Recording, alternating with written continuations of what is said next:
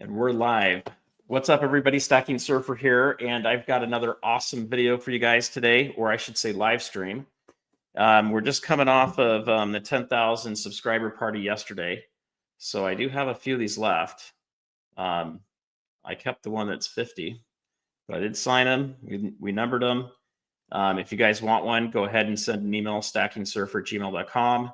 And if I've got some left over, I'll do it. But once they're gone, they're gone. I'm not making any more of them. That's what we got. And if I can't get you one of those, we'll try to get you another stick or two. All right, guys. So today we've got Andy Schectman from Miles Franklin. I'm going to bring him up here, and we're going to continue our conversation from yesterday a bit. But I've also got a couple really cool things to hit with him.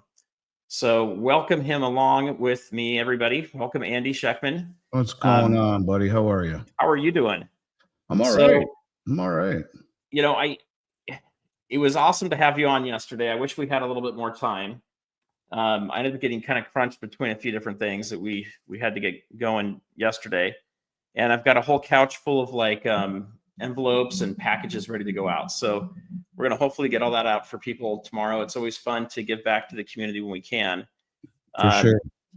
But one of the things that I loved we hit yesterday is and everything's boxed up, so I don't have the example for me. But one of the things we started off talking about is stacking, right? And we talked about the difference between buying items that may be very expensive but harder to unload and sell if you need to. And then, you know, items like silver eagles and buffaloes that are probably pretty easy to sell, as well as gold buffaloes and gold eagles. And, you know, I do think it's a subject that gets passed up a lot. It doesn't get talked about very much. And it kind of goes along with one of these questions I had from last week. It looks like it already circled off once we started. But the question was, you know, if I only have $50,000 in a 401k, how could I get invested and cover some, you know, basically invest in some gold and silver? What would I do with that? Well, if it's in a 401k, you pretty much can't, unless you leave the company, because a 401k by definition is a company sponsored plan, and they never let people break free. Maybe if you own the damn company and carry a lot of weight with the custodian or the provider, but so you can't. If it's in an IRA, you can roll it into a self-directed IRA at a place like New Direction is the one that I choose, and stay away from anything that is fancy and just go with bullion, you know, whether it be American Eagles or Maples or bars. Very common, 1 ounce, brand new, doesn't need to be proof.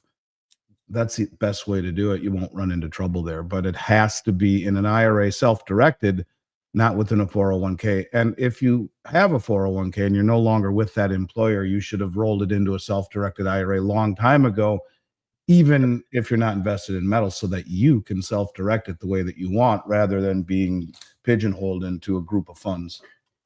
I agree. So Andy, while we're kind of on that subject and talking about this too, if I have a self-directed IRA and it's sitting in tech stocks right now, and I'm starting to look at the market and I'm seeing that, you know, it's getting a little shaky. We're starting to see the numbers coming down a bit.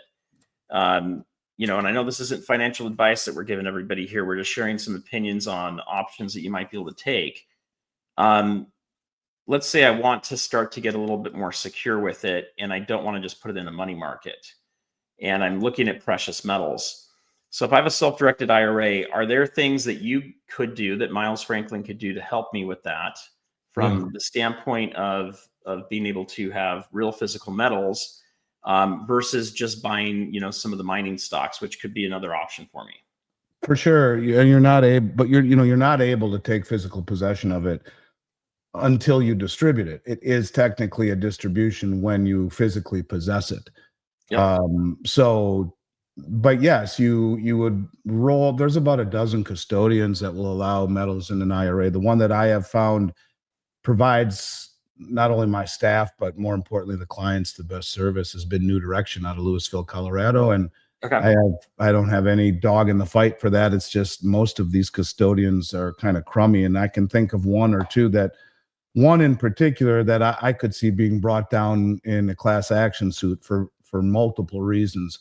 promoting companies that are more or less screwing the industry. Now, I'm not going to mention the name. I'm not going to get into that with them, but I'll simply say that New Direction is impartial, and they've been great with my clients. And you know, in a industry that isn't known for employee retention, they've done very well. And but anyways, you roll it over to a custodian like New Direction. You can buy whatever you want once you roll it over there. It's a tax-free rollover from either a 401k or a other self-directed IRA custodian. Most don't allow physical metals, some do.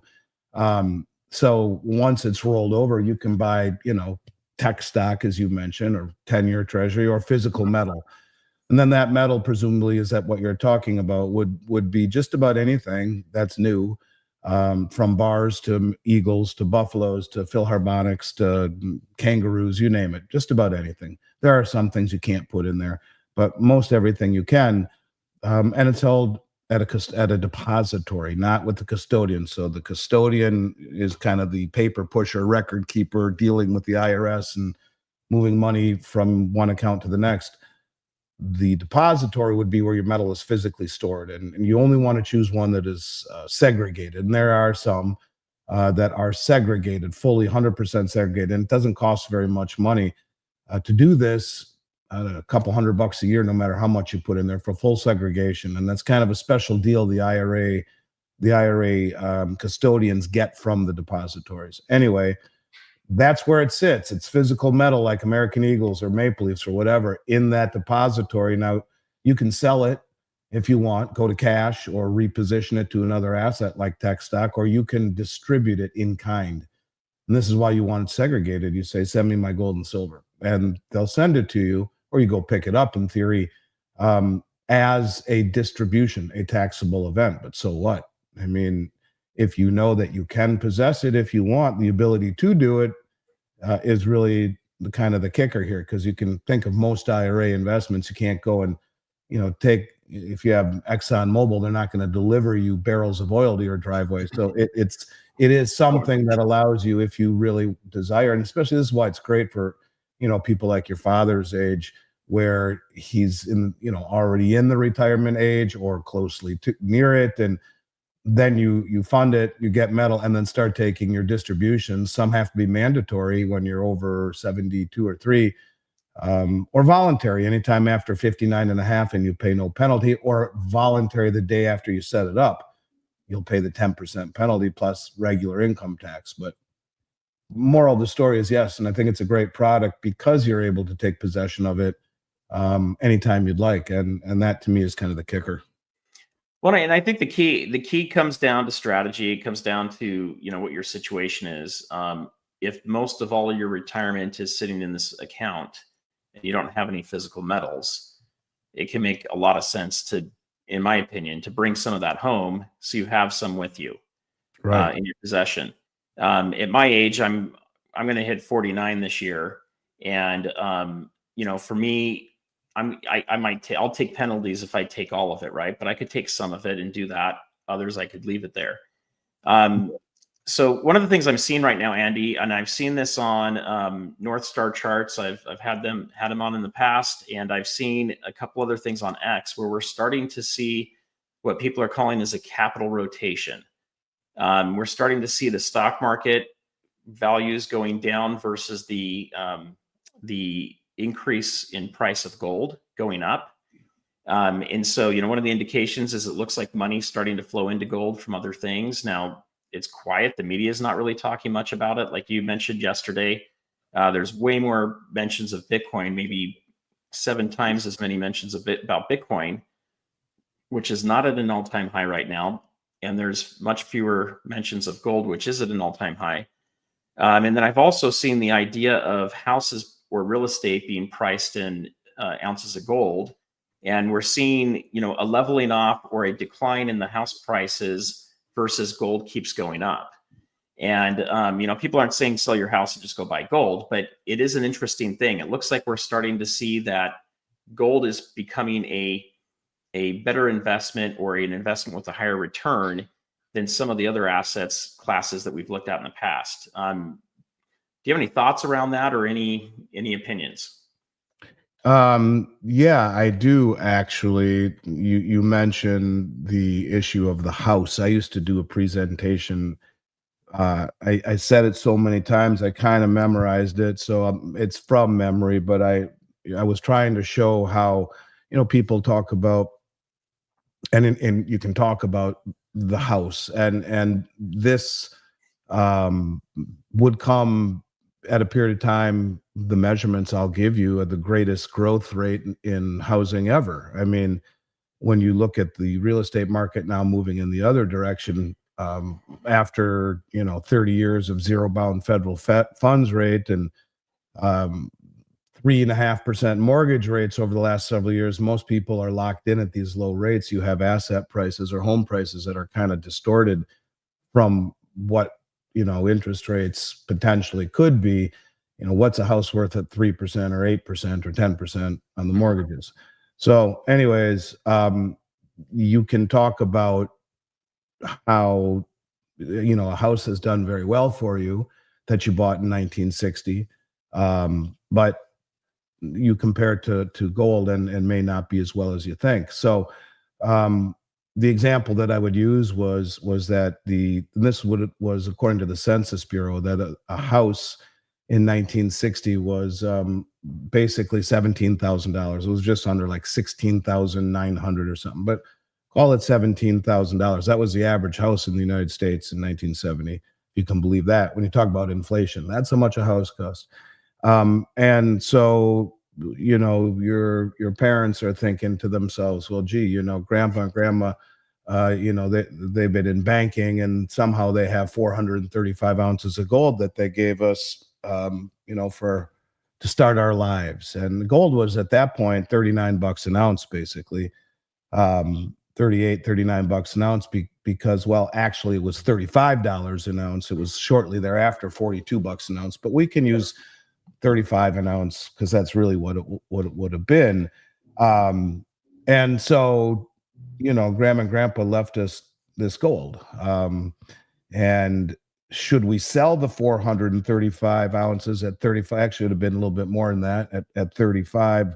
17,000 divided by 35 is 485. So grandma and grandpa gave, us 485 ounces of gold, $20 gold pieces. Should we sell it and buy the house?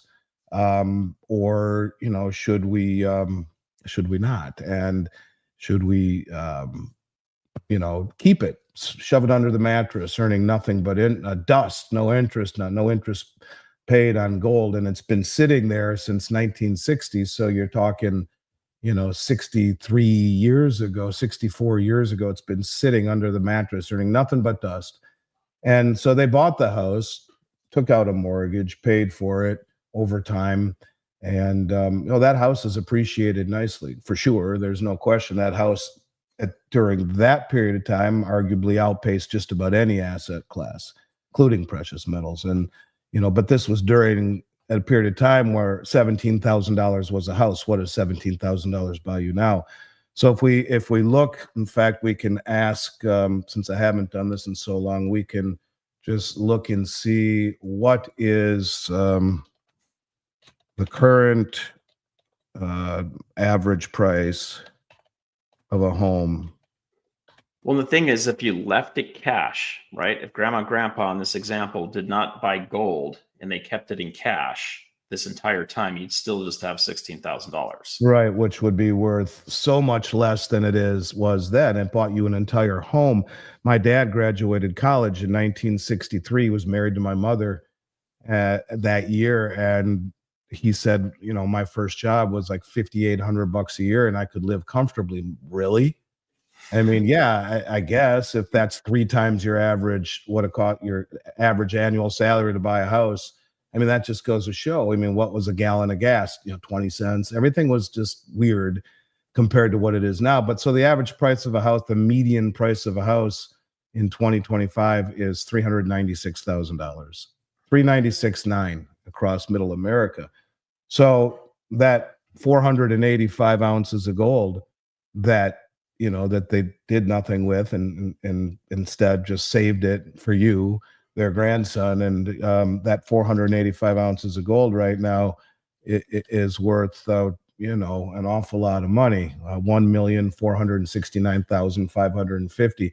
So that buys you, in essence, divided by 396,900, buys you almost 4 houses, and that gold has done nothing but sit and earn dust for all of that time. So that's really the point with all of this is that it doesn't have to earn interest in an environment where the currency from which it is measured against is continually being inflated away.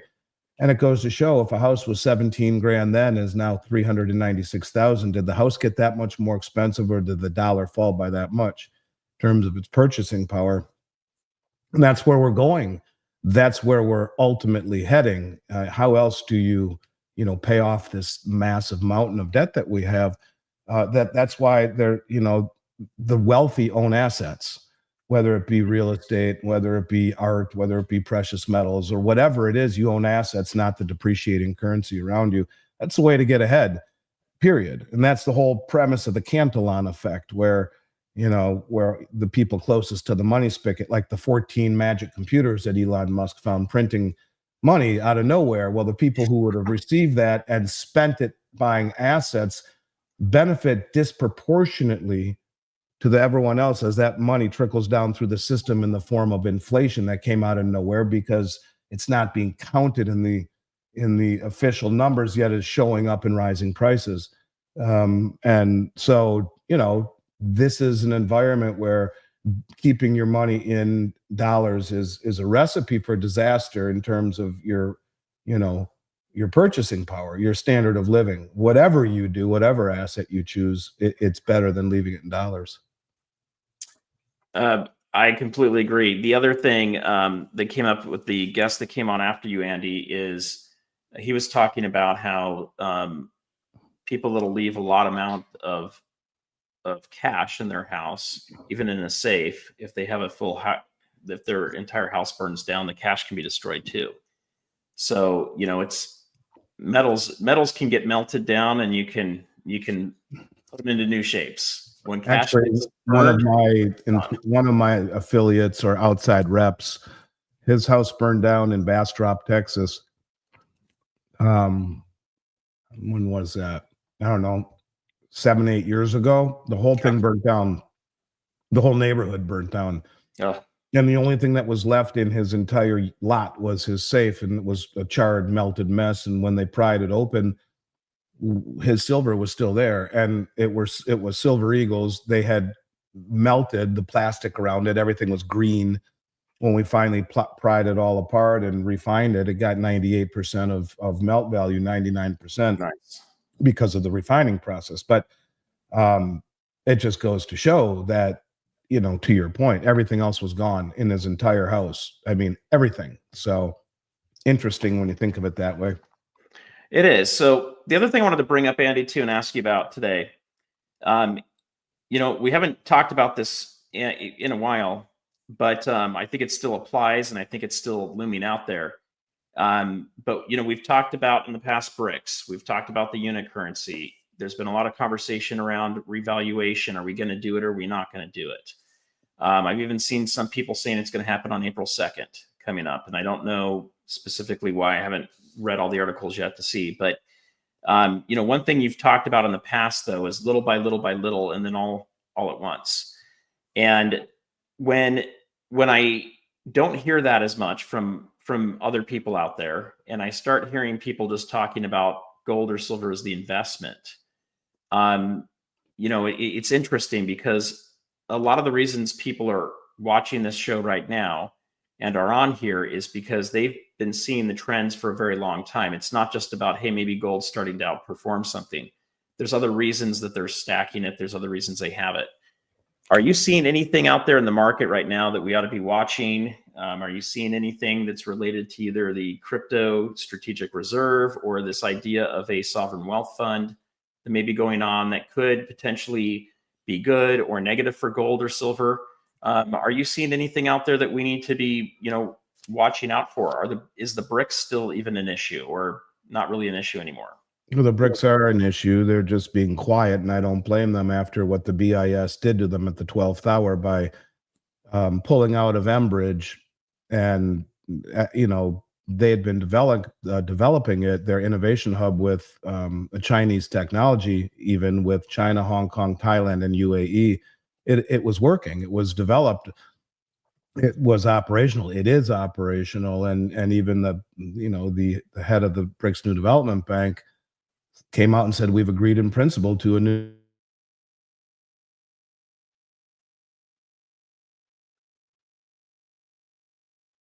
Both our Augustus Carson's the head of the. Oh, Andy, I think you might be freezing up a little bit on us.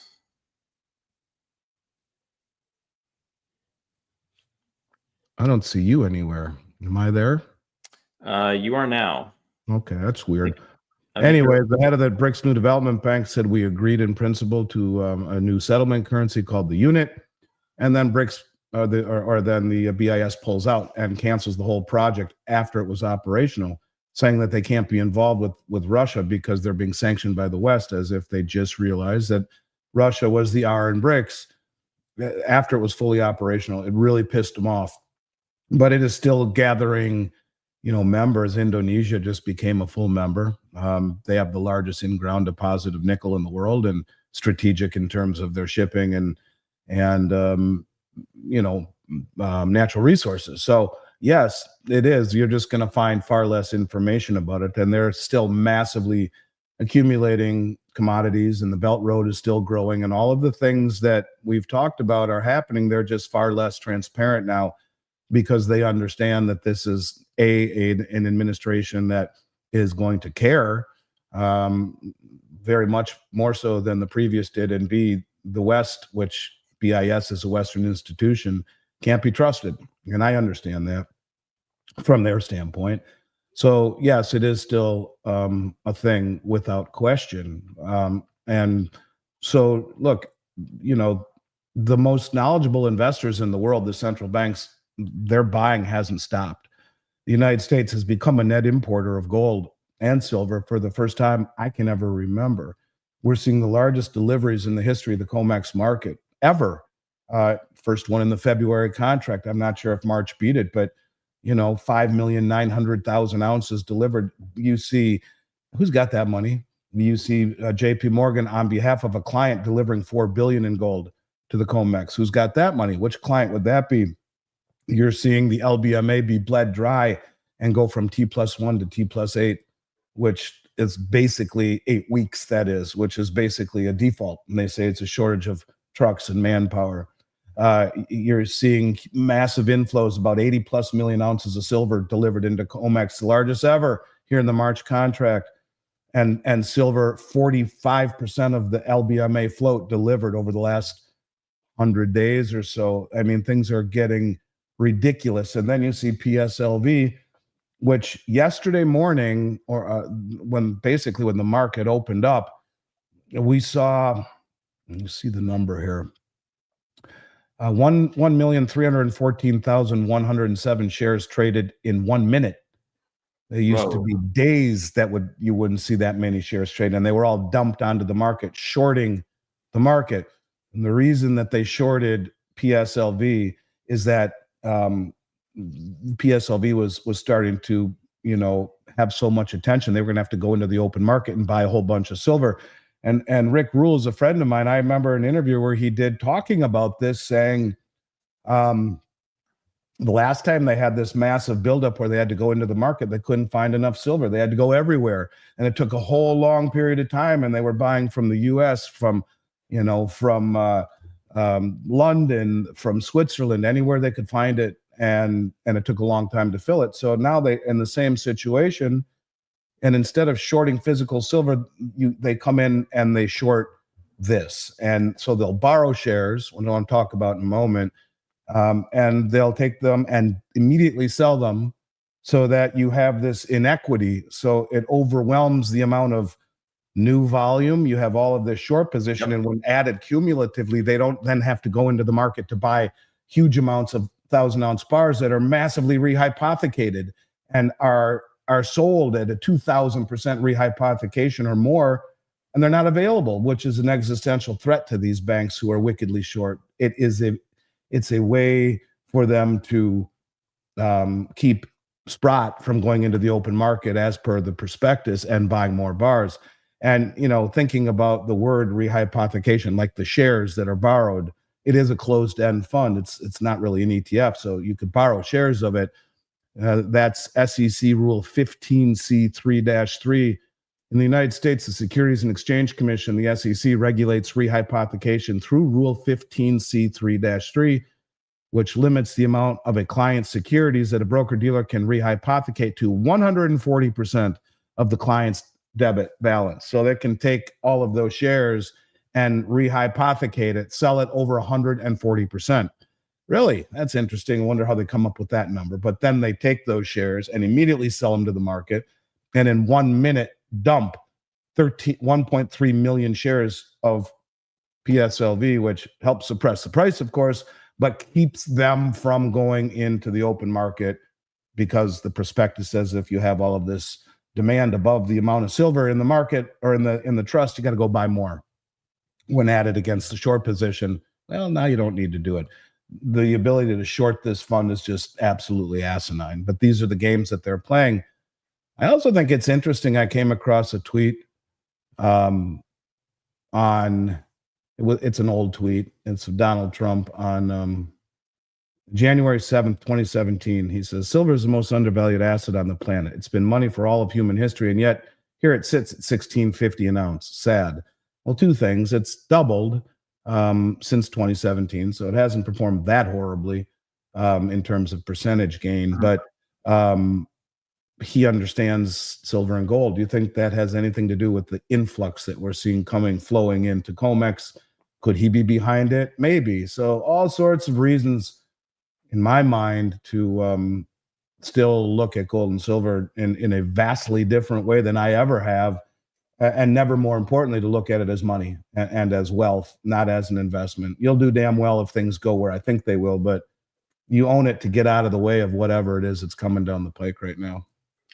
I agree. And so, it's funny. Some of the stacking channels and comments I'll see from people over time is they assume that gold stays exactly with inflation, meaning that it never goes up in purchase power, that it just stays even with it all the time. And I'll see comments like this where people will say, hey, what if they revalue gold to 50,000, or what happens when gold hits 50,000? And they just say your groceries are going to cost you, $5,000 or $10,000 a month or whatever.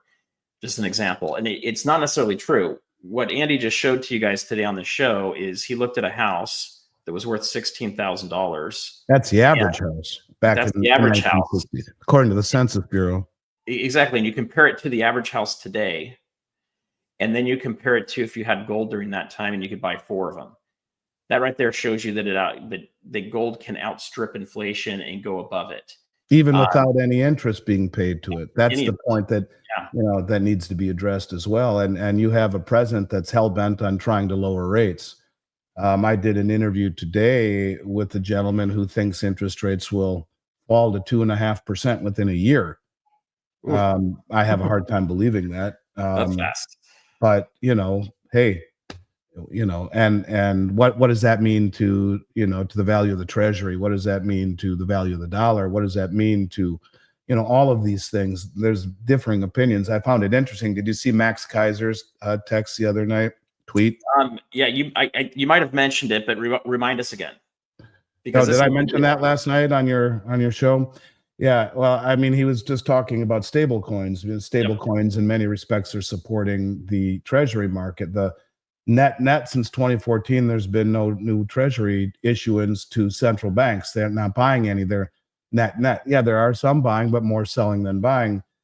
And so the stable coin market, like Tether or USDC, is primarily invested in treasuries, which every time a new stable coin is purchased, every one of these transactions, it supports the treasury market, buys treasuries. So he's saying a stable coin backed by gold would outcompete a USD backed stable coin on world markets. Russia, China, Iran should take note. It would track inflation. The US dollar does not. You're guaranteed to lose purchasing power. That's what we're talking about. The USD has no volatility, but again, you are guaranteed to lose purchasing power. Bitcoin is deflationary but volatile. Gold tracks inflation and is minimally volatile. Why wouldn't Russia, China, Saudis, Iran do this? But they are doing this.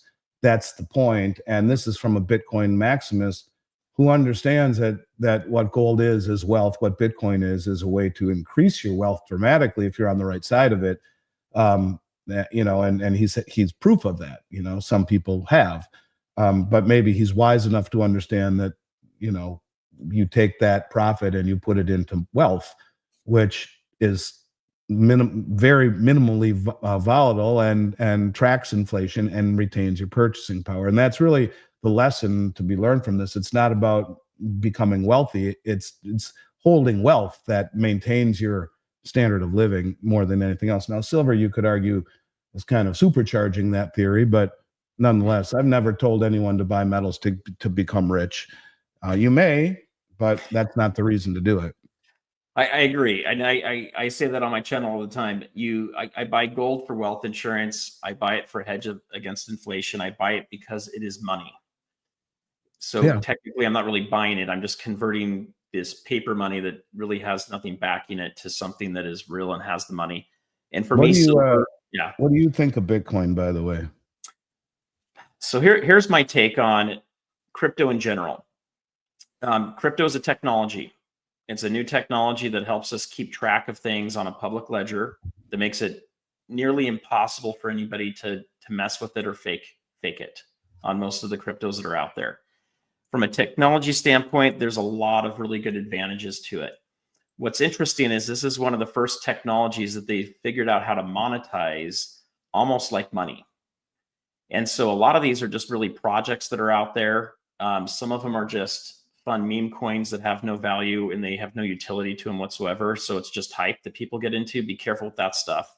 That can go to zero very quickly and it can make you a ton of money, but you got to be fast. And most of that to me is gambling. Then you have your utility coins like an XRP, XLM coins that very well could be used by Swift. They could be used by the banking system. So there's utility there. So I think those are going to probably hang around, and I think those are probably going to work. And one of the reasons is because they have more centralization to them, and there's more control. And there's a company, there's a neck that you can choke. Bankers like to choke necks if they need to, if there's an issue. So from that standpoint, I see those coins doing very well for transactional things that go on. Bitcoin's an interesting one. We have no idea who created it. There's a lot of speculation out there. A lot of people believe it's the CIA. They believe it's some person or a group of people that did it. And I think the people that have no issue with not knowing who the creator is most of them believe that it was really put together to help humanity and that everything's good. The people that are kind of skeptical of it are a little bit more concerned it's a control mechanism that's out there, right? So when I look at Bitcoin in general, one of the things that concerns me, and then one of the things that I see being huge is, first off, I was introduced to Bitcoin by an Uber driver that was missing half his teeth. And his car wasn't very nice. So it was not someone that was instilling trust in me that he knew his financial future or knew how to invest in it very well. But he told me about Bitcoin when it was at $600 an hour, or $600 a coin. I could not figure out how to buy it at the time, and I was so busy with work, I just let it kind of pass me up until we got to 2018. And I did buy some, but I ended up selling it before it really started taking off again. I think it was around $3,000 before it took off and went up to 20 to put a down payment on my house. So I've kind of dabbled in it. I've had some of it. I don't have very much of it now. I do have some of the more utility coins on the side. You can make a lot of money from it if you time it right. And that's really the question here is, when you look at something like Bitcoin, is it going to go to zero? It might. It's electronic. It has electricity. It has servers. For it to get wiped out, though, you have to have every chip on the planet get wiped out. You have to have all the electricity get wiped out. That's possible, but not very probable. You know, you look at something like the Google Willow chip and scares the shit out of me. That freaks me out too. But here's the thing: when the Willow chip takes out Bitcoin, if it does, and I shouldn't say the Willow chip, when quantum computing gets to the point where they have 1 million qubits, right now the quantum I think that chip has something like 3 or 6, not very many yet. There's one in China that surpasses that now too. Yes, it won't take long. I mean, we're talking like years to a decade, maybe decade and a half. I mean, we're going to advance these things very quickly. But once it gets to 1 million, if we haven't figured out how to counter it, it's not just Bitcoin. It'll be your bank account. It'll be your computer passwords. It'll be your cell phone passwords. And so when that risk really presents itself, and if you combine that with AI, it may not be a bad person, a bad nation doing it. It could be AI going rogue on us. But if that kind of thing happens, you will definitely want metals. You'll definitely want food storage and other things like that, and know how to. I mean, it's like right out of the Black Mirror, man. The whole thing. It would be crazy, right? Short of those crazy things happening, though, Andy, I do think when you look at diversification and you look at investments and other things that are out there, the crypto sphere is a place that you've got to be very careful. You have to really know what you're doing. This is not like just buying a stock. If you want to hold it in your hand on a little ledger thing, or some of the other devices, it's complex. Like my dad doesn't want to touch it, doesn't want to mess with it. He's just it's not his thing. Understood. I get it. People are younger, it kind of works, but my opinion is I like to stack the physical things that are in my hand the most, and I might dabble a little bit in some of the crypto stuff. I've got friends that have become very wealthy off of it and have made a ton of money. They timed it right, and I think it's interesting. Economic Ninja will say on his show, he'll say, love it or hate it, you probably all wish you bought it at, a penny or at $10, that you had some of it. So it's one of those things that I think you got to do a lot of research on, and you've got to understand the cycles, and you've got to understand where you're at in that cycle to determine whether it's a good buy or not.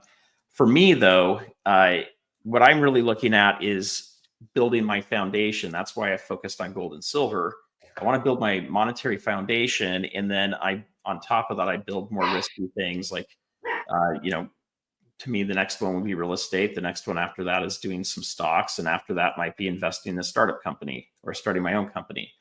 But I don't do investing to get rich. I start companies to get rich. Then I take the money from those companies and I use them to reinvest to increase my wealth and maintain it. Well, you know what you just described? Yeah.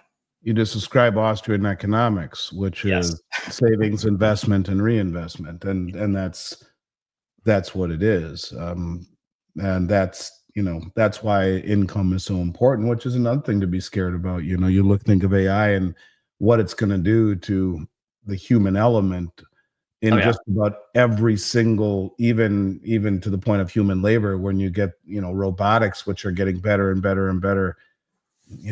Employees are a pain in the ass, right? And they cost money, and this is what's happening. It's a scary thought. My youngest kid is going to college now, and it's the last of the three, and never had these thoughts with the other two when trying to figure out a path. But going into many of these fields, if you don't have a strong understanding of at least of the AI vocabulary and the ability to access it and use it and maximize it, you're way, way, way down the totem pole in terms of employability. And that's changed. That's scary. I mean, everything is changing. There's another reason to own assets right now, because it will become a realization that I think that over time that employment is going to become very difficult.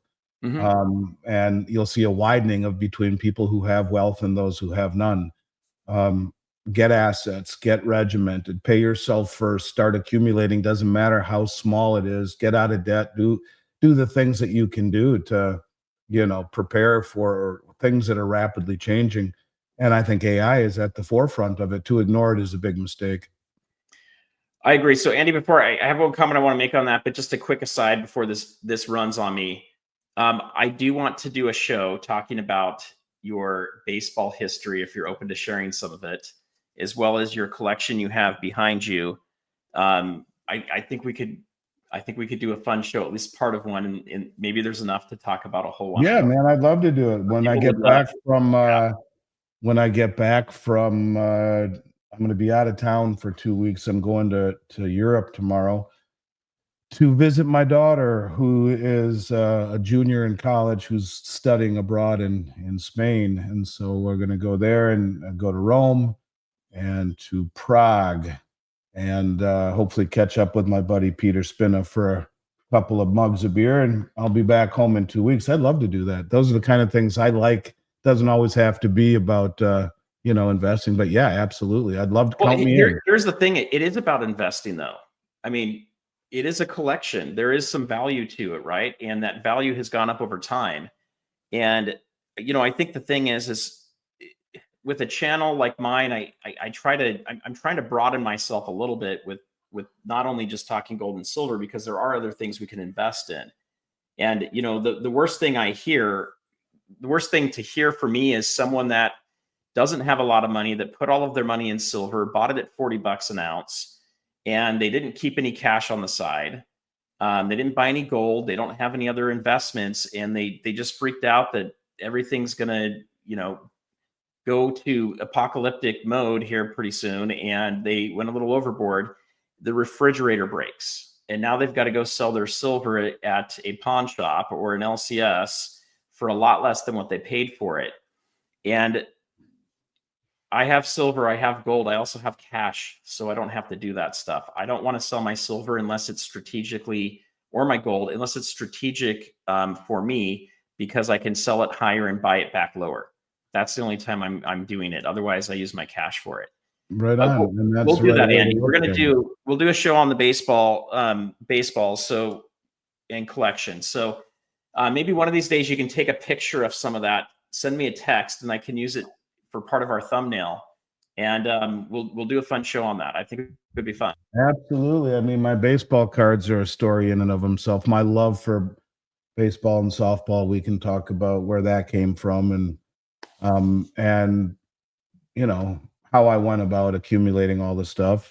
I mean, if people would find that interesting, I learned a lot from it. I'll tell you that. A lot about investing. But what else was I going to say? No, yeah, I would love to do that. Jake said, any new tattoos? Yeah, I might get another one while we're in Europe. That's where I got the last one. I might get another one. I'm thinking about it. It's, I was a guy who said, I'll never get a tattoo. Then I got one and I kind of like it. And now I might get another one. So Jake, we'll have to see when I get back in 2 weeks if I was talked into doing it again or not. But are you going to get like a big, huge, like gold written down your arm? No, I was thinking of doing little by little, then all at once, actually, in cursive writing. Awesome. But I have the periodic table: gold, silver, platinum, palladium on this arm. But okay. Yeah, no, it's always good being here, brother, and I will look forward to coming back. We'll do that. I love it. So let's do it.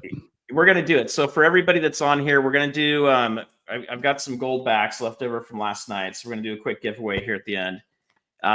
But for anybody that wants to reach out to Andy, here's the thing that I think is really cool about Andy is you can talk to Andy, or you can talk to one of the people in his company that have an education in finance. They have an education usually in business or in finance, and they can talk to you about what your questions might be around gold and silver. And so you're not just, you're not just talking to an order taker that's going to say, hey, what do you want? And just put you into something. They're trying to figure out what your strategy is and why you're doing this stuff. And then they go to town to find you the best product. Andy, I think it was 2 weeks ago, maybe a week and a half ago, I opened up my packages from Andy. And when I was going through the 10th ounce gold coins, I wanted some backdated coins, and they found me backdated coins. You can't just find the quantity I was looking for. Usually just sitting in the tube somewhere. You got to go find them. And they found a bunch of them. They were able to pull them in, and it was awesome. You got some of those 4-piece, 5-piece sets, which are super cool. I love those things. Yeah, so, but just so you know, like if I couldn't find them and I had MS-69s, you'd get them for the same deal, and which should open people's eyes to the value of MS-69s, like the first strike nonsense.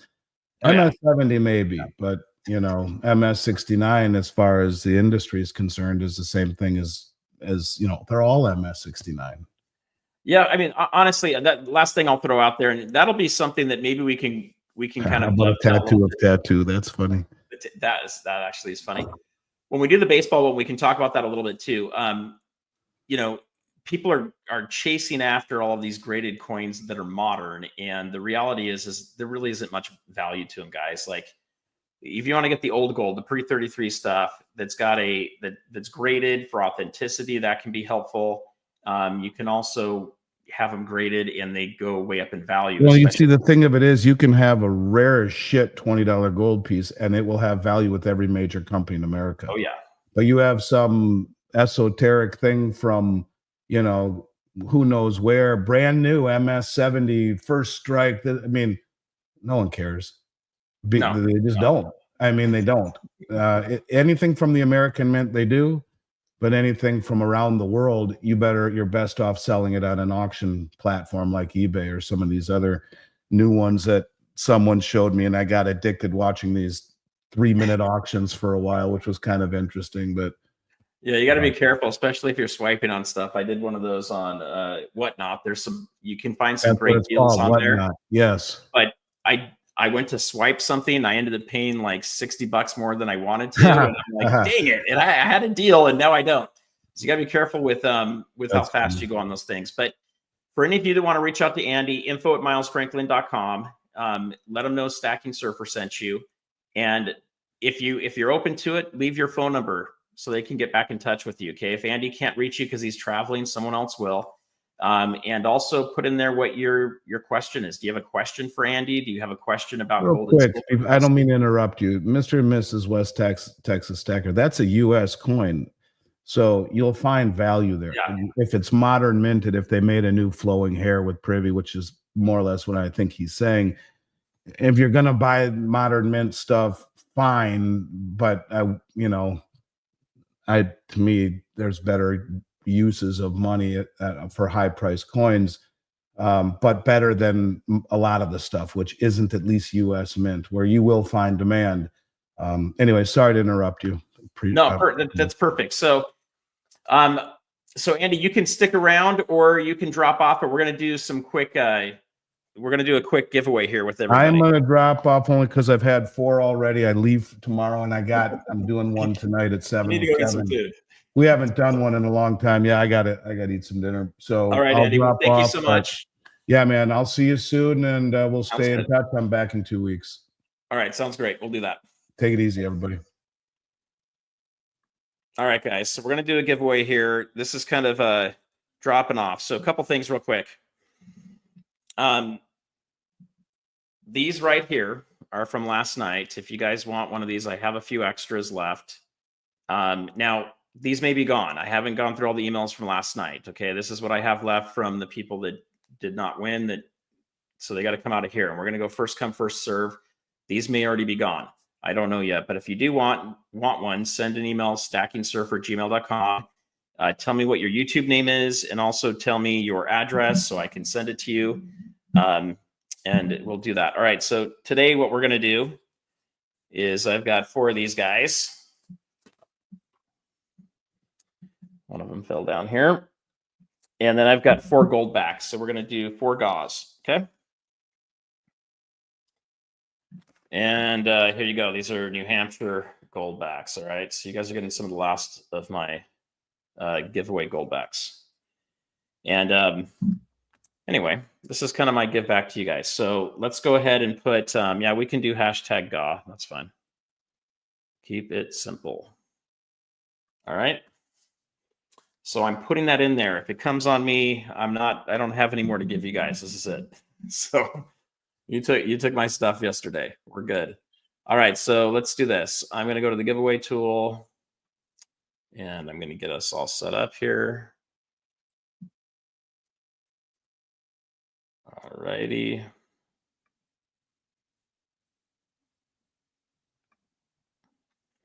We got 32 of you in there right now. We're going to go ahead and that's not the right one. Give me a second here, guys. Sorry. I got to share the screen first. All right, here we go. All right, so you guys can see all this in here. All right, go throw that in. I'll give you guys just a minute. We got 130 people or so in here. We've only got 39 of you. Now, I know some of you are watching this on the TV, and it may be too hard to type that with a remote or your phone. But if you're watching on TV, you can also pull this up on your phone or your computer and have it next to you. That makes it easier to hit the thumbs up. It makes it easier to subscribe, and it makes it easier to leave comments. That's something you can totally do. It'll let you do that. So I do it all the time where I've got a couple different deals going. Just make sure you turn the sound down, or you'll have like an echo for yourself. All right, we've got 48 in here. I think that's what it is. 47, so 46, 47. All right, I'm going to give you guys just a couple of moments here. So I want to thank you guys for coming out, checking out the channel. If you haven't subscribed, hit the subscribe and bell icon down below. I try to get Andy on 1 to 2 times a month. I do travel. I'm a sales guy during the day, and I'm in software sales. And a lot of what I do is around machine learning and AI stuff. So I actually know a lot about the stuff Andy was talking about. And no, AI is not going to take all the jobs. There'll probably be a lot of new jobs that are created around it. But this one's a little different than the other revolutions we've had, where it hits one industry at a time. This is going to hit everything at the same time. You know, pretty soon software is going to write itself, and you'll have people over reviewing it. But you know, things are going to be different. There may be a lot of things that we don't need people for as robots come online as well. But if you've got more time, there's other things we can do with our time. We may see a lot more farmers markets, and we may see a lot more ingenuity in people creating their own products and doing their own things. So I think we're going to see some interesting days ahead of us. All right. I'm not seeing this thing change all of a sudden. Maybe you guys are just repeating and repeating. All right. I'm going to go ahead and run this now. All right. We are drawing. So I'm going to run this 4 times is what we're going to do.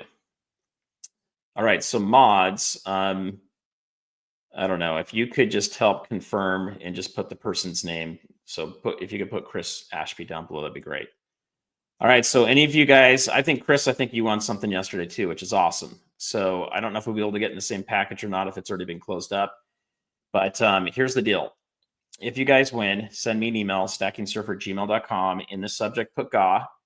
If you want one of these stickers, then just put 10K sticker.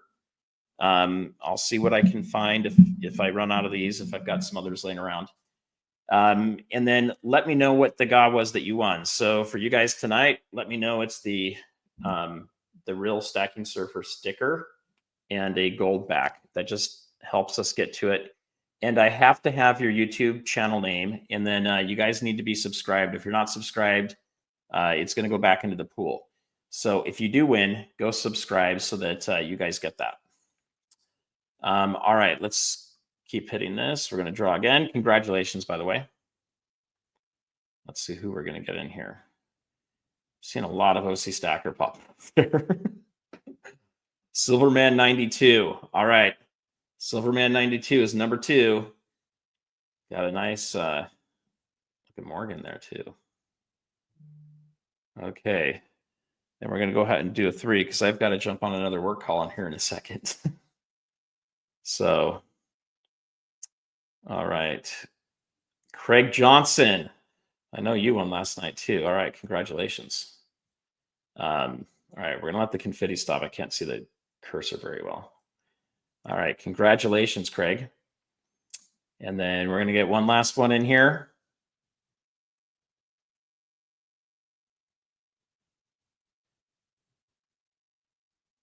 Silver Shelby Stacker. Congratulations. I think that was 4. I'm pretty sure I got 4 on there. So, all right, guys. Well, I want to thank you for coming out. You know, share the channel with others. Let them know where you can find some good, fun content. What I'd love to hear from you guys too is send me emails. You know, leave comments too, but send emails about what you guys would like to see. Are there other people that you'd like me to interview? Are there, you know, other subjects you want me to hit with Andy? You know, if there's anything, you know, special or in particular, we can try to plan a little bit more ahead for it too, versus just answering questions on the fly. But I think that's one of the things that's kind of fun about doing these live streams with Andy is you guys get a chance to ask questions. We can kind of change things in the flow a little bit. To me, it makes it fun. So until next time, guys, peace out and stay stacking. All right.